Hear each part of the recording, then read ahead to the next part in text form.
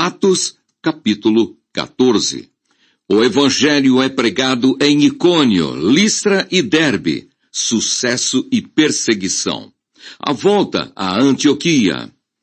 E aconteceu que, em Icônio, entraram juntos na sinagoga dos judeus e falaram de tal modo que creu uma grande multidão, não só de judeus, mas também de gregos.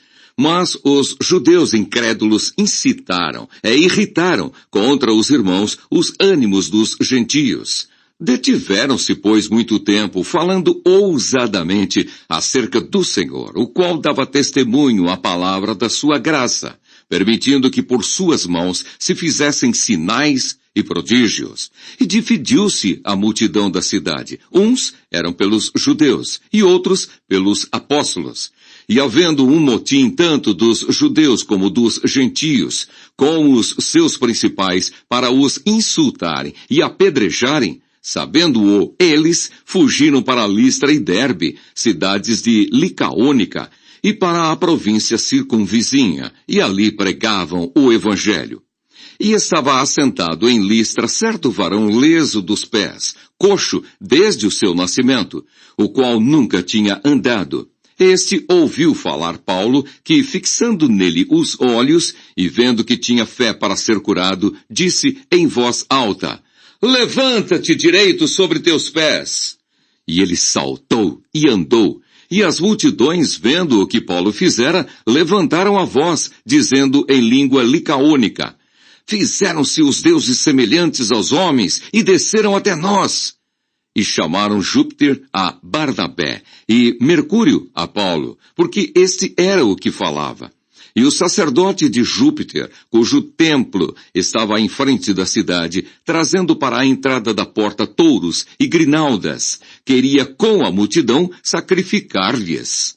Ouvindo, porém, isto, os apóstolos Barnabé e Paulo rasgaram as suas vestes e saltaram para o meio da multidão, clamando e dizendo: Varões, por que fazeis essas coisas? Nós também somos homens como vós, sujeitos às mesmas paixões, e vos anunciamos que vos convertais dessas vaidades ao Deus vivo, que fez o céu e a terra e o mar e tudo quanto há neles, o qual nos tempos passados deixou andar todos os povos em seus próprios caminhos.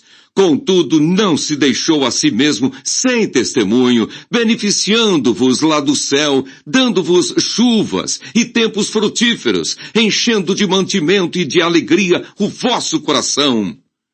Dizendo isto com dificuldade, impediram que as multidões lhes sacrificassem.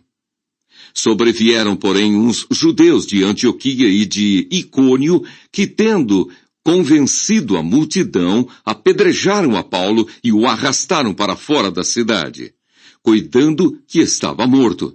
Mas, rodeando-o, os discípulos, levantou-se e entrou na cidade. E no dia seguinte saiu com Barnabé para Derbe.